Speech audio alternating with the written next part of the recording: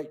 Cheers. Cheers. Okay. Happy New Year's, everyone. Hope everyone had a great time. We took a 2-week sabbatical, obviously, because everyone has holidays and whatnot. I'm actually a little bit sick right now, but I'm back with James Roberge. James Roberge was here in the episodes. Go into the Kaks archives and you can find out. I think it was 2 episodes back. But James is a restaurateur. He works in the restaurant. He works in the hospitality industry, bartending, serving, managing, the whole shebang. He's a staple in the Calgary industry in regards to that. So, James, man, how was your holidays? Oh, it was great, but it also does sound like, your voice is taking a sabbatical too. I'm taking a beating here. Yeah, it's still on vacation. You might need to carry this. No, that's too much pressure on me. But yeah, good intro and happy holidays, 2023. We're looking forward to new things. Yeah, your bar opening. Okay, so update on the bar real quick again. More housekeeping shit. It's looking like March, people. I know people have been asking around. It looks like it's gonna be March. I honestly am not gonna lie. It might be a little bit later than that. A lot of supply chain issues, stuff, construction issues, things of that nature. Nothing within me and my business partner's control. All right, but as we get closer to construction, we will be putting the podcast out of the studio itself, which is in the bar itself. All right. But other than that, just enjoy our conversation today. Whether you guys listen to this for entertainment purposes or you want some more knowledge of the bar, just enjoy our conversation. You're listening to a couple of guys chatting around with some good old PBRs. Brought to you back by PBRs. Yeah. All right. But reoccurring sponsor. And so PBRs was one of the things we talked about last time. And I just don't mean to head this one off, but I have to because you were grilling me a whole bunch about France and the World Cup. And how that turned out for you guys. This is post World Cup. So I just have to go and say Argentina won it. A little disappointed, but hey, that's why I got to start off with that because I know there may be some people that would shit on me for that. So you got to head it off, right? Hey, how chapped were you, like, for real? Like you're that invested, eh? Yeah, but also zero at the same time. France had all of its starters out. The Ballon d'Or or the MVP of the league or the MVP of the world was not Messi. No, that was Benzema on France this year. Oh, what? Yeah. Oh, really? Ballon d'Or is given out each year. Messi's won it 6 or 7 times.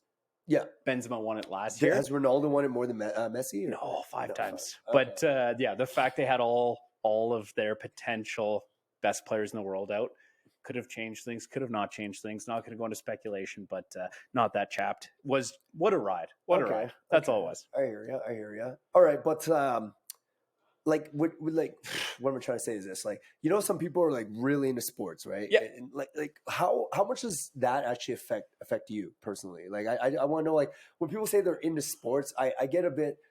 I know the things that I'm into. Like, I get like really into like an MMA fight. Yeah. For instance, I'm so invested to the point where I feel like I literally know the fighter. I feel like I am the fighter sometimes. Like, I'm so vicarious in the situation. Yeah. But like, is that your level for your your love for France? Yeah. And so just I guess this is going to be the vulnerability podcast today, where 2006 France lost to Italy in the finals. I may have shed a tear.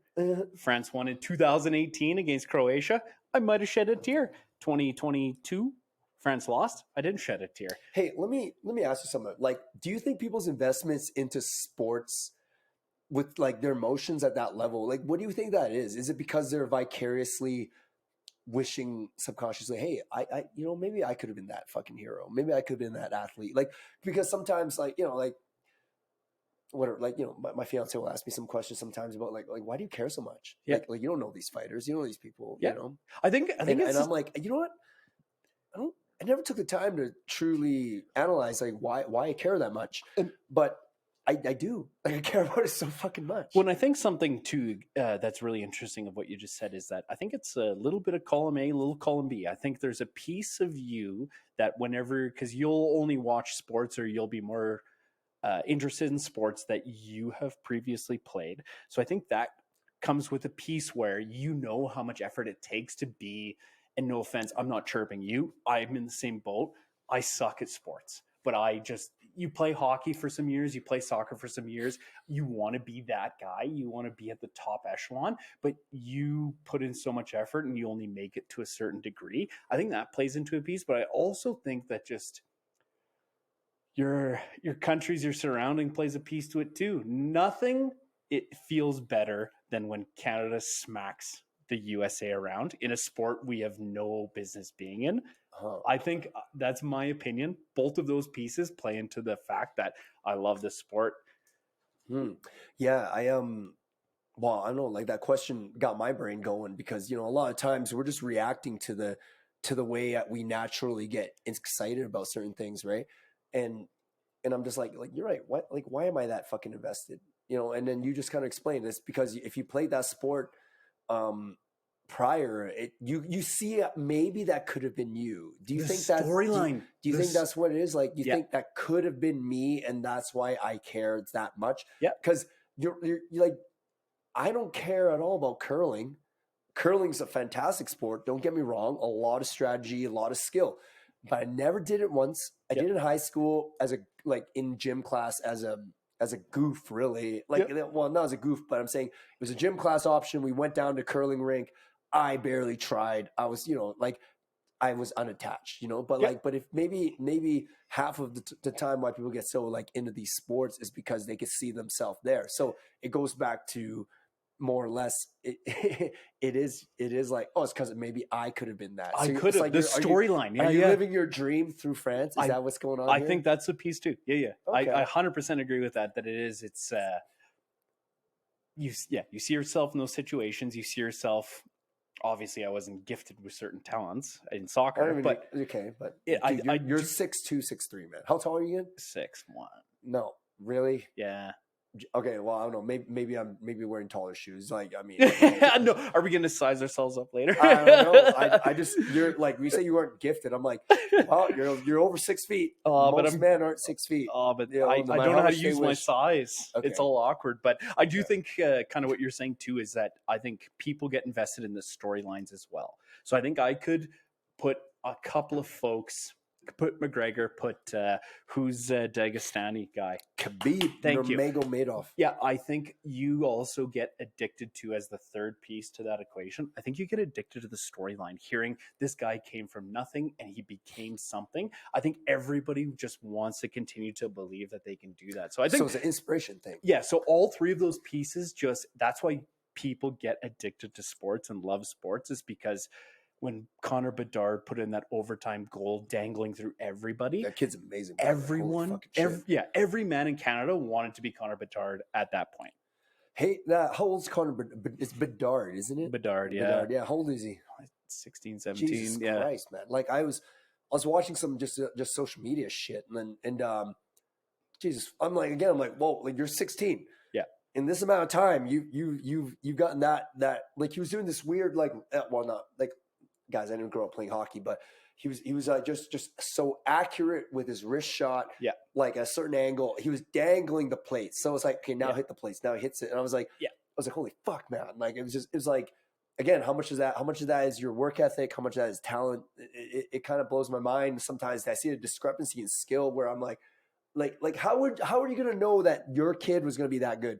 Yeah. Because how many parents put their kids into hockey, right? How many parents told their kids you're going to do it and it didn't happen, right? So is it like a gamble, basically? You have all these parents who are like, I have to put him in hockey. I got to spend all this money on hockey, even though I can't fucking afford it.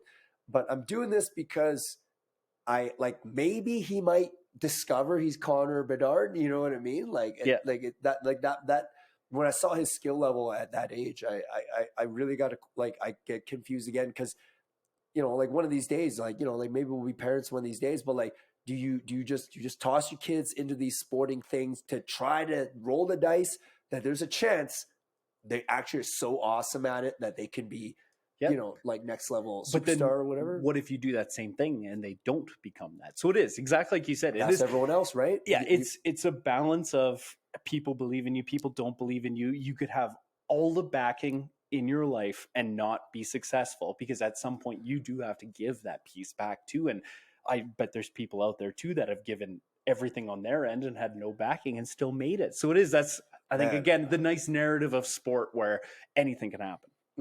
Yes. But that goes to the topic of, if you're a parent. Sorry, I'm whipping my old cough medicine here. I was wondering what was going to happen there. I thought it was a magic trick. Wait, do I really want to put this in my mouth? Because people are going to hear the swishing and swashing of the Yeah. the cough medicine. Okay, maybe I won't. I'll hold out until I can't Yeah, hold out yeah. anymore. But hold on, I was onto something here because it's like, so Connor Bedard, what do we know about his training? Was it simply his parents put him into AAA hockey or whatever it was, and then like he just like, or behind the scenes he's that kid just shooting pucks till 3 a.m. Like what do we know? Educate me on Connor Bedard. And so I actually don't know that much, but exactly like you were saying, the good stories about the Canadian hockey heroes is like Sidney Crosby. Yeah. Don't ask me how Sidney Crosby got a dryer, a clothes dryer.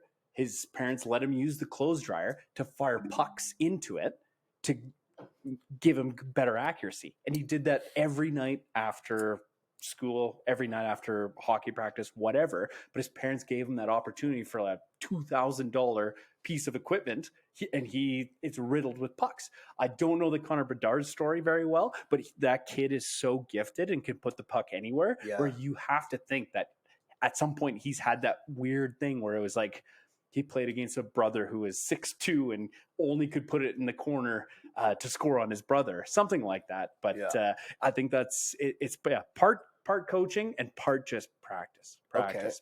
So it's not just straight luck, right? Like, I don't think so. You don't think so? Okay. No. Okay. Well, that begs another, like the classic question always asked, like, well, then doesn't that mean any kid could have been Connor Bedard if they just fucking tried more? You're not wrong. You know what I mean? Yeah. Like but then that's kind of knock on anyone's success story, because it's like, is it really just all hard work? I don't know. I like in this day and age, I get constantly thinking about like success and what dictates what, and I think to myself like, well, how much of it is destiny, environment, this, that, it's like I don't know, because when you see such a phenom like that kid, oh guys, I'm so sorry. Flu season in Alberta. Here we go. Oh God. But yeah, it just makes you wonder like how hard you should push people to try to discover if they even have a chance of being as awesome as what like Connor Bedard's doing, right? Yeah, you know what I mean? I think you mentioned something earlier too that was really interesting, where there's 24 hours in a day. I'm putting this right away. Some folks work 20 hours a day answering emails, and they're perceived as successful because they answer things quickly. But I also don't totally agree with that, because hours in a day shouldn't dictate how good or how bad you are at something. It is just like dedication and what your background training is on it. So I do just find it interesting that you don't just have to put in hours in the day in order to be good at something. But at the same time, that is a double-edged sword where at some point you have to put in a little effort. Yeah. Well, I think I answered my own question there, because some things can't be trained, right? Yeah. Like talent. You either have a kind of a knack for something or you don't. Yeah. Right? It's kind of like, so, you want to make it the NBA.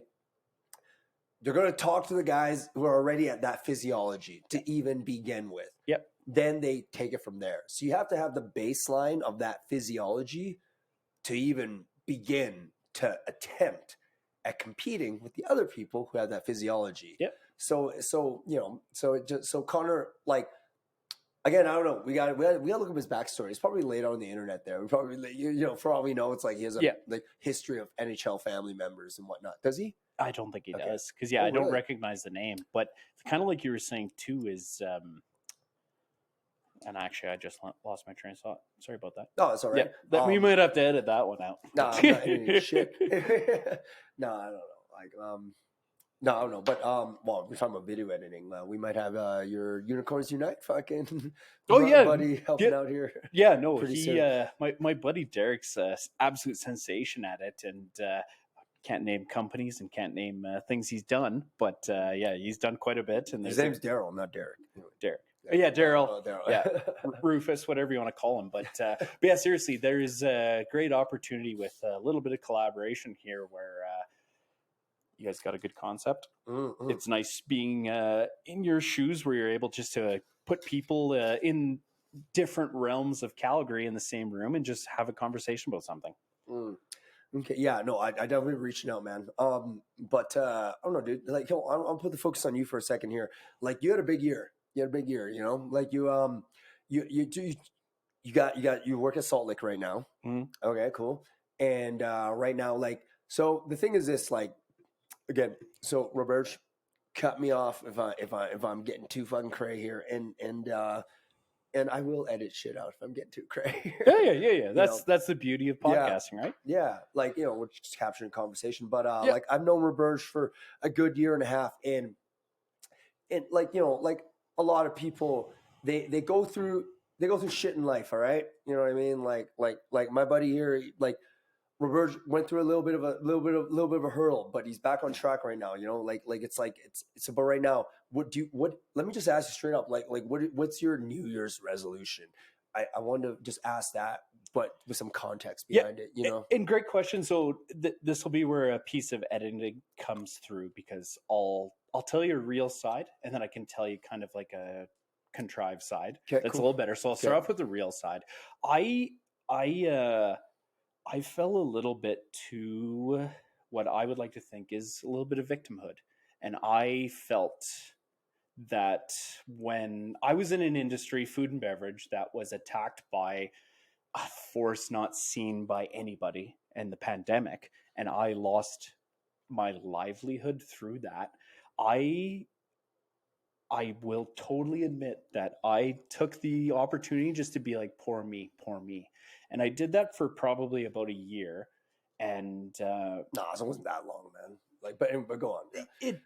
it was interesting, because I've never been that person. I've always liked to, you know, make things for myself. But I felt that I was in my own little pattern of, oh wow, it's not my fault, it's someone else's fault, it's COVID's fault. And the kind of the nice piece though about going out and trying to meet new people and talking to people is that you get other perspectives. And I'd use you as an example, is that it was really, really nice being able to talk to you and hearing your perspective on your situation and your situations in the past, that were like, you know what, sometimes, yeah, things just don't go your way, but here's some opportunities to be able to grow. So things are starting to get a whole lot better, but it was for Well, that. you're killing it now. That's what I'm trying to say. Like, Yeah. like I've noticed, you know, I've been your bartender, Yeah. for like, you know, and you know, it didn't seem like that long to me, you know, but maybe because time flies when you're having fun. Yeah.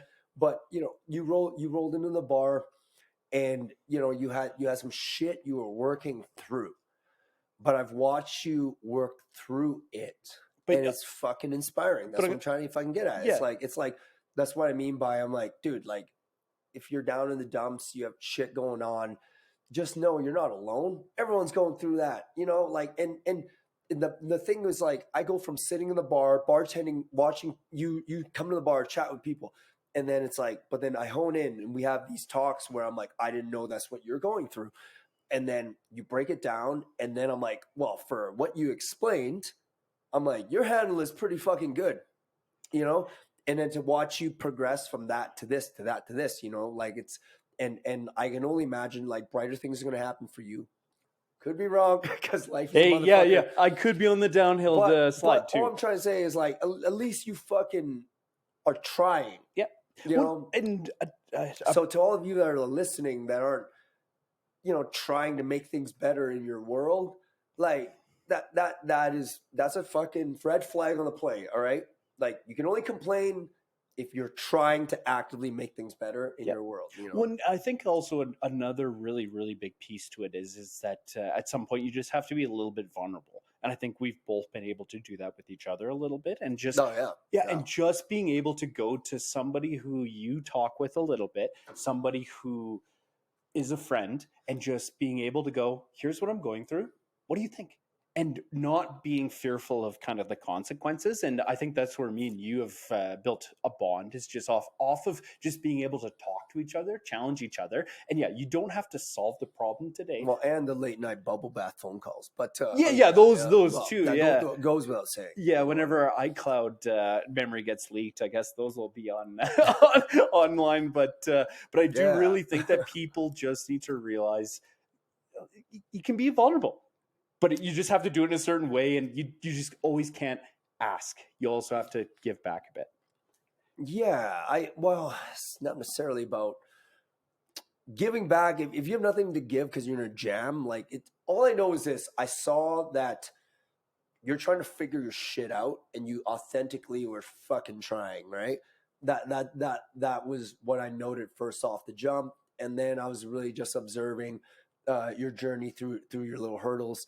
And it was like, I don't know, man. It's like that's the way to do it. That's all I gotta say. I'm Yep. like, you gotta actually fucking be serious about trying to get yourself out of your hole. Yep. Most people, I know a lot of other people that they're in a hole. They're not actually trying to get in the hole. And the fact that you had, you acknowledge you're like, hey, I'm been a bit of a victimhood mentality thing. Played that. Yeah, I was like, at least you fucking admitted that, and then you course corrected. yeah. Other people are like the denial thing. Like so many people are just saying like COVID fucked me so hard. I'm like, you were fucked before COVID. And now you're looking for this excuse to like really fucking act like you're fucked, 100%. And like, I didn't get that with you at all. You actually were fucked by life. Yeah. I wouldn't put you on this podcast if because this is a Calgary-based podcast. We're about Calgarians, like existing through this life that helping Calgarians. We're trying to grow, Yep. and Alberta's a beautiful place. It's like we have so much potential. So that's the point of Kaks Bar and Podcast, really. But it's like like you're not like that, man. And at the end of the day, it's just like you're the fucking great conversations in the bar. If anything, I'm like, hey, like say I was wrong, and it was like all along, like you weren't serious about getting your shit together. I'm like, okay, he's not serious about getting his shit together, but he's still pretty fucking fun to talk to or whatever, know. And it's like, but you're fun to talk to, and then you try to get your shit together. It was like a double whammy. I'm like, hey man, like sometimes like life is hard, Yeah. And you didn't just like stay down, you know what I mean? There's so many people like I used to work in a bar. I'm not going to name the bar, but I had a whole wood full of regulars, and every day I came in like it's like that scene on Goodwill Hunting where I'm like, man, fuck, dude, I see you here at the bar again tomorrow. I feel like slap you in the mouth or whatever. Because nothing changes. Because nothing changes. Actually trying to make anything better. And I hear their attempt at a sob story, and I'm just like, that's not very fucking bad. Yeah, like that's pretty weak shit, man. To be quite honest, But people just need to find great people in their life and just continue to build that relationship. Absolutely. And I think mentors are like crucial. Like I really advocate for like if you're doing well in life and you're happy, like for fuck's sakes, try to spread some of that knowledge onto someone else. Yeah, and people need it right now. Exactly. It's a hard time. And everybody hard time in their ways of hard times. Yeah. If that makes any sense. Most people are like, it's like they've never been through this much adversity, man. Yeah. So like I'm not saying give them a hug. I'm saying give them fucking literal instructions on what to fucking do. You know what I mean? Like that's it. Mm. Like it's like I like some dude out there is like, oh my God, I don't know what to do with my life. My simple solution like would be, okay, do you have a job? No, man, I don't know what to do with my life and whatever. I'm like, okay, so not only you don't know what to do, but you're generating zero income. You literally cannot support yourself. Mm-hmm. Okay, isn't step one have a job better than having no job? No, man, because that I'm above that job. I'm creative and whatnot, blah, blah, blah. I'm like, no. It's like, how about get that one job, do a good job at that one job. Oh, I'm fucking, I work in a fucking recycling depot. I'm my ex-drug addict. Great. Why don't you recycle the shit out of that fucking box, And then it's like, you're going to feel good. You made a little competition with yourself. You said you're going to process fucking 30 fucking cases of empty beer bottles. You did it in 1 minute. Bang. Get that little $5 into your pocket. Boom. What's that $5? Oh, you bought yourself some dinner that night without asking for money to buy food.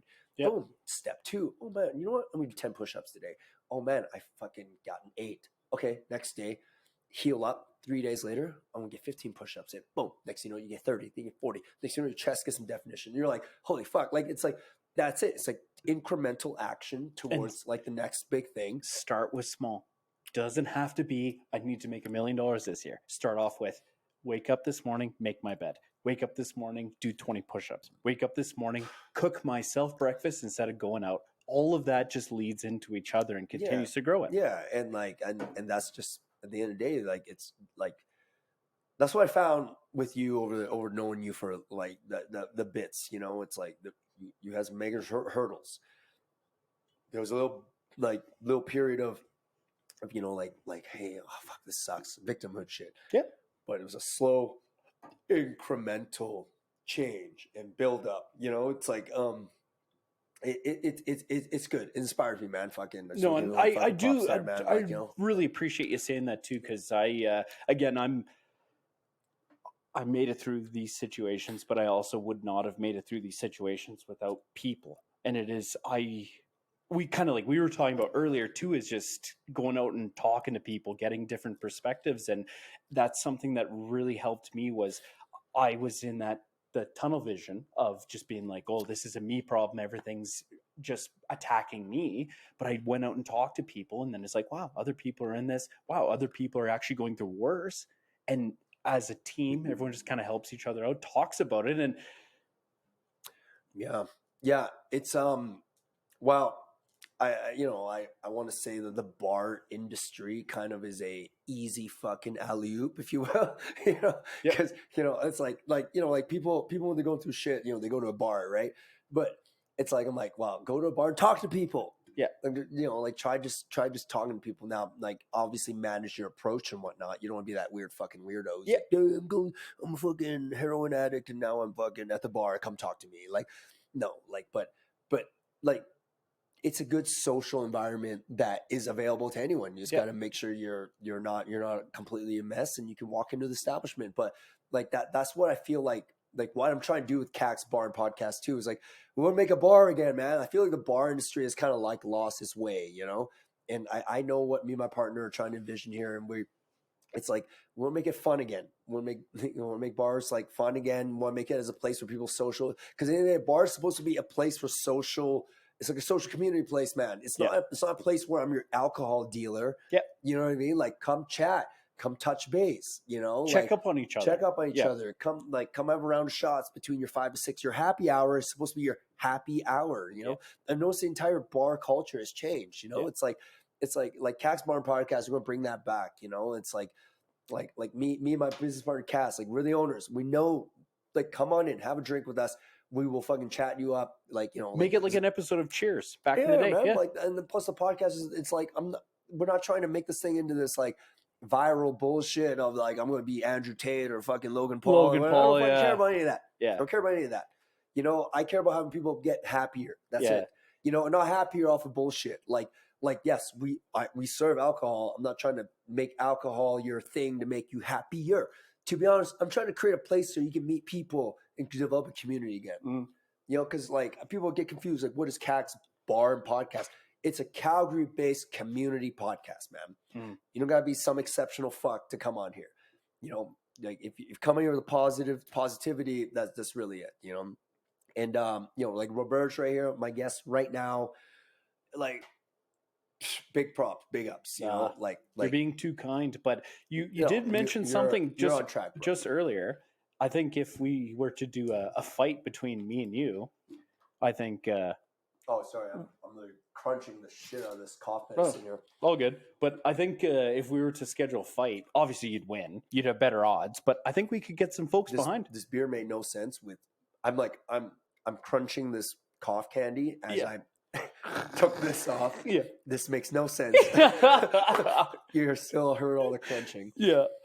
Anyway, sorry. Do you want to fight me? Is that what's going on? No, I don't. But I'm just saying, if we did, in this hypothetical world, hey, I think we can make some money off that.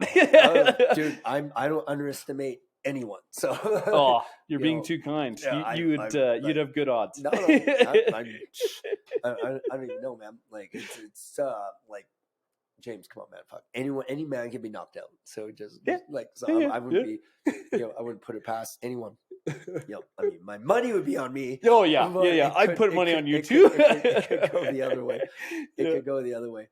But hey, man, like I don't mean to keep going in this like kind of like damper subject matter. I don't think it's damper. No, but like for like not on you for a second. Man, we had some friends kind of. You were there the other day. Oh wait, no, you weren't there. I had a friend. She was sitting at the bar, but man, like she talked about the amount of SSRIs she was using and things like that. And I was just like, you? Like, Have you ever taken an no. SSRI? Okay. No. But, So, oh, have you? yeah. Oh, really? Holy fuck. I actually within, I was lucky enough before COVID to figure out that I could do it myself without those. And I'd understand that this isn't just like, it doesn't happen sometimes. It does happen sometimes. But SSRIs and you're taking mini MDMA doses. And it exactly. And what Yeah. it does is it recognizes when you need a kick, and it recognizes when you're at your peak and it needs to chill within its parameters of its dosage. So your entire life is lived in this. Yeah. And that's, I did it for a long time, probably 4 years being a young man. That's so insane to me. But go on. Sorry, go on. No, yeah, it is. I'm not judging. When I say insane, I mean like, wow. Like I didn't know that. Yeah, that's what I meant. I'm not saying it's insane you took it. Yeah. I am just saying like. But the fact you saw that girl that you knew and you even thought was like, oh my God, I thought you were doing so well. Was that your thought, or am I out to lunch on that? I just thought, you're so young. Why Yeah. why do you need this other than some perspective? Or yeah, exactly. You know, because she got perspective. Yeah. Like she started dating a guy that has his shit together, and it started to kind of like become apparent to her that her environment has permeated this thought that she's unwell. You know what I mean? Okay. Like as in like, you know, she's just comparing herself to, I don't know. You know what? No, you're on the right path. It wasn't just that. Like either way. Okay, hold on. I hate the over explaining. This is what I got from my conversation with her. Yeah. She is unhappy. She's so unhappy. She feels unhappy majority of the time. She told her fucking whoever folks or whatever, they put her on SSRIs. Like, it's like they went to a doctor. Oh, you've been diagnosed as depressed. It was like, okay, it's just because your environment is constantly telling you you're fucking depressed. Now, what I mean by her environment was all her friends are unhappy. She thought she should be here, according to what she deemed as like social media shit, you know? And I was just like scratching my head because I'm like, I'm upon observing her, I'm like, do you know how ridiculous it would look to anyone who's gone through any life experience for a decade of adulthood, for instance? Like you're in your 30s, you're watching this person talk about something, she's not even 20 years old yet, and you're like, it's a perspective understanding, darling. Like it's like you think everything is doom and gloom, and to the point where you have to go manipulate your fucking serotonin levels off of a fucking artificial MDMA. It's like just, and then she meets a fucking great dude who has his shit together, who kind of is like showing her the way. So now, like I'm not making this like a sexist thing, as I'm saying like, yeah, like she just has some actual perspective, and then she's like, I don't need any of this, and then it's like got off, and next thing you know, she's like, oh fuck, I am happy. It's like, yeah. Like half of this, I think, is like confusing misinformation fucking going on with like, with like, you know, I'm like, don't you think it was silly? You're fucking manipulating your neurochemistry over like what you thought were heavy issues over XYZ. Like, yeah, you know what I mean? Like and your like, body starts to, especially with pharmaceuticals, your body starts to crave because the pharmaceuticals give you a bump and give you the no bump at what's certain different times. from that and regular drugs then? Nothing, right? Yeah, with the exception of like the dosage and all of that. That's the nice part about pharmaceuticals, it's all dosage. But they got perspective when they were baseline, and I think people always do have to go a little bit through the ups and downs, because if you don't go through the up and down, you're always going to be unhappy, because you're never happy, you're never sad. Do you know what I mean? You're never happy, then you're never sad. Because if you're taking SSRIs, all it does is baseline you. And your body is meant to go through an ebb and flow of, you eat something, you get the nutrition, your levels go down in your body releases it to get it back up. With SSRIs, your body tries to release certain endorphins, serotonin, dopamine, and the drugs cap it at a certain point and make you come back down. So that's the challenge, is that when you get off it, it takes a long period of time to be able to come back to your natural self and your natural levels of being happy and being sad, because it's just regulating that. You gave me a lot to think about. Like, because I've never used any of that. But I just know that it's becoming alarming, the amount of people I know that either have done it, do it, and when I hear about the reasonings, it blows my mind, because I'm like, it's an illusion. It's not. It's like, if you just had a different perspective, I absolutely believe it would shift everything into a vantage point where you understand, like, no offense, that was normal. Yeah. And so from my experience, I started.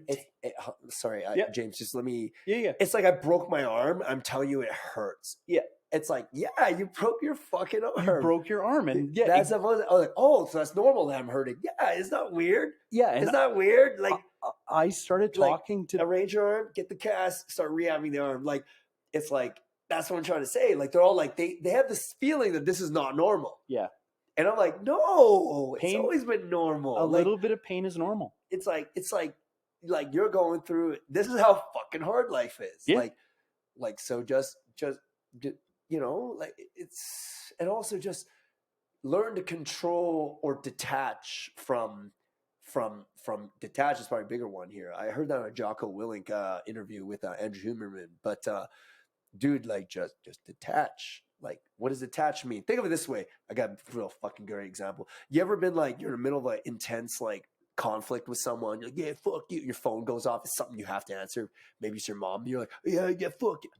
Hey, mom, how are you? Yeah, like what happened just there? Yeah. What happened just there? Like, you detach. Yeah, just detach. Yeah, detach isn't like running away from a problem, but just detach and look at it from a like a distance, and be like, okay, like, pretend it was happening for someone that's not you. That's not you. Know? Yeah. And then really get the full scope. And you're gonna see like a lot of this suffering. It is induced voluntarily, I would say.